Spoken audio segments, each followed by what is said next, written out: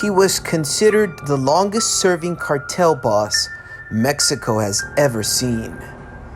His influence stretched across North America, Europe, and Asia, making him arguably the biggest cartel boss in the world.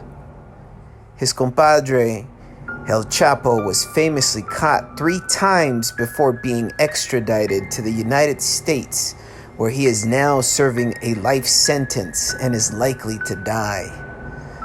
Allegedly responsible for thousands of murders in Mexico and abroad due to cartel infighting and territorial disputes along with drug addiction, he will without a doubt go down as the most impactful cartel figure we have seen this century. El Mayo Zambada, the drug lord king of Mexico. His story next. Welcome to History Everywhere. I'm your host, William H. Story, and today we're looking at the life of Ismael El Mayo Zambada, one of the most powerful and elusive figures in the world of drug trafficking. From his humble beginnings to becoming the top kingpin in the Mexican drug trade, let's uncover the story of El Mayo Zambada. Let's start at the beginning. El Mayo's early life. Ismael Zambada Garcia, better known as El Mayo, was born on January 1st, 1948, in a small village in Sinaloa, Mexico. Growing up in a poor farming family, Zambada's early life was marked by hardship and a desire for a better future. In his teens, he began working in the local marijuana fields, gaining his first taste of the drug trade. The drug trade in Sinaloa was a way to escape poverty, and Zambada quickly saw its potential. By the 1970s, he had moved from working in the fields to running his own drug crew. His ambition and smart business sense helped him rise through the ranks, making valuable connections and expanding his influence. Wait till you find out what cartels he worked for. Rise to power in the Sinaloa cartel. Zambada, you can say, was an independent operator and assisted several cartels before his calling came. Zambada's big break came when he joined the Sinaloa cartel, one of Mexico's most powerful drug trafficking organizations. Some members were Hector Luis Palma Salazar and Joaquin El Chapo Guzman. The cartel quickly became a dominant force in the drug trade. Zambada's strategic mind and ruthless efficiency helped him climb the ranks, eventually becoming one of the cartel's top leaders. He was the most elusive as well until he made a big mistake in 2024. El Señor del Sombrero. El Mayo's leadership style was characterized as discreet and secretive, avoiding the spotlight that brought down many of his peers, including the Hollywood-seeking El Chapo.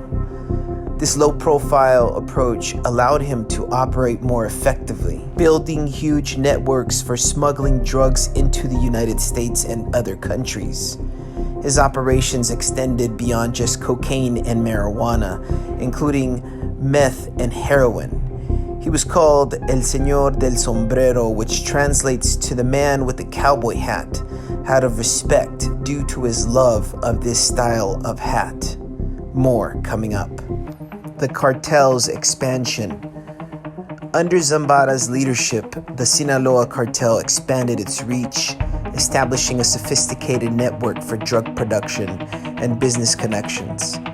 El Mayo's influence stretched across Mexico, the United States, even into Europe and Asia. His ability to forge alliances and manage conflicts within the cartel was crucial to its success. It is said he is currently worth well over $10 billion, and his businesses are so intertwined with America's economy, they are hard to detect and shut down. The cartel created various smuggling techniques, from tunnels and submarines to drones and sophisticated financial laundering schemes. Zambada's surprising methods and ruthless enforcement of loyalty ensured that the Sinaloa cartel remained at the top of the drug trade. Even with numerous crackdowns by law enforcement, Zambada's operations continued to thrive. More coming up. El Mayo Zambada's capture. In late July of 2024, El Mayo was arrested along with one of El Chapo's sons in El Paso, Texas. Two stories are being debated on whether he was betrayed or why he turned himself in. The first story is of Mayo and a trusted aide taking a plane ride to inspect northern Mexico plane runways and being betrayed and instead being flown straight into the Texas airport where federal agents were waiting to arrest him. The other story is of Mayo negotiating his surrender in order to broker a deal that is favorable to him and his family. The Sinaloa cartel will go through a leadership change that will no doubt revolutionize drug trade around the world. For more deep dives into history's most fascinating figures and events, don't forget to subscribe to History Everywhere. Please let us know who you would like to see next on our channel. Until next time, stay curious and keep exploring the stories that have shaped our world.